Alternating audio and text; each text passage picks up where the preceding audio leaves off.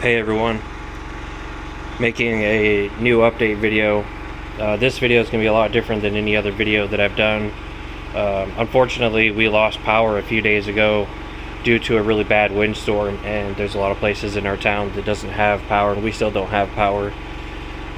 As you could probably hear in the background, there's a generator running. Luckily, we were able to find one and be able to afford the one that we got, because right now they're pretty scarce because there's so many people out of power right now.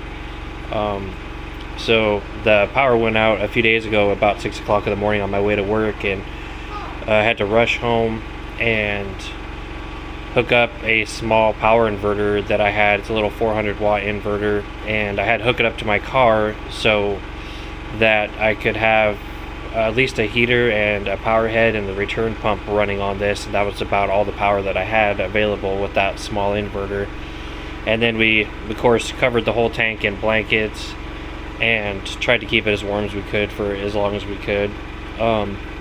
We ended up, the house was 69 degrees when the power went out, and after about a day it had gone down to 53, so it got pretty cold in the house.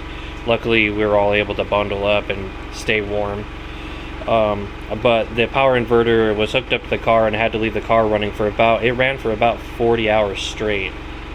And then the power inverter ended up burning up.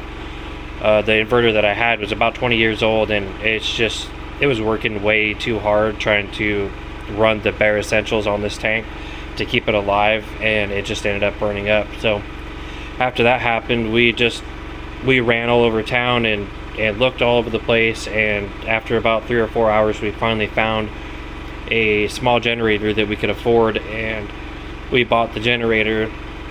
And luckily the generator is big enough that we can actually have heat in the house. We have a small 1500 watt heater going, and we have some lights, and of course the tank is up and going. As you can see, I have just the essentials going in the tank. I'm not running the skimmer right now, just the return pump on the lowest setting.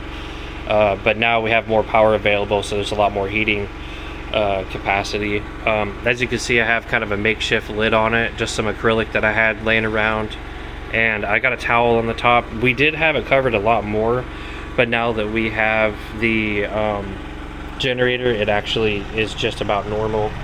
Right now it's 77 degrees. That's pretty good, pretty comfortable. At the coldest, when we didn't have any power going to the tank at all, it got down to about 73, 74 degrees, which was a little scary because we weren't even sure we were going to find a generator. We were super close to maybe having to throw this stuff in a bucket and go to the city over, where I had a friend that possibly could have taken some of this stuff, but in the move, who knows what could have died. But we just got super lucky that we found a generator and got it working, and now, like I said, we have a heater in the house, and the house is up to 62, which isn't super warm, but it's comfortable. It's sweater weather, so we all have sweaters on, and we're all warm enough, and we have our gas barbecue, so we can still cook and all that stuff, and also warm up RO water. So anytime I top off the water, I can put warm RO water in here, and that helps a little bit as well. I think with the makeshift lid that I have and just a little towel over the corner back there, because that's not covered, it's going to be just fine overnight. Last night was the first night with the generator, and the tank got down to, I think, like 76.8 or so when I checked it this morning at around 3 o'clock in the morning. So it's fine. It's doing just fine.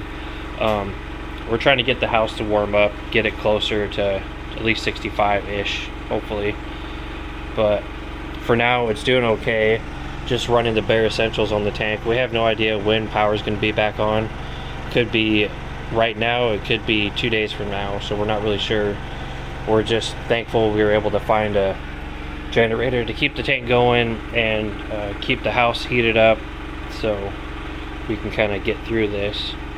But that's all I have for this quick update. Hopefully next time I put out a video, we will have power and everything will be back to normal. I haven't done a water change on the tank yet, so it's like a week over needing a water change. Unfortunately, I can't do it right now without the right kind of power and giving time for the water to heat up properly.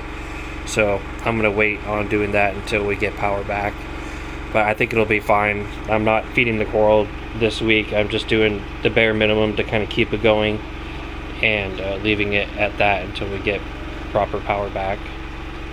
But that's it for this video. Like this video, subscribe if you guys want to see more. If you guys have any questions about what's going on, definitely comment. Any suggestions, go ahead and comment.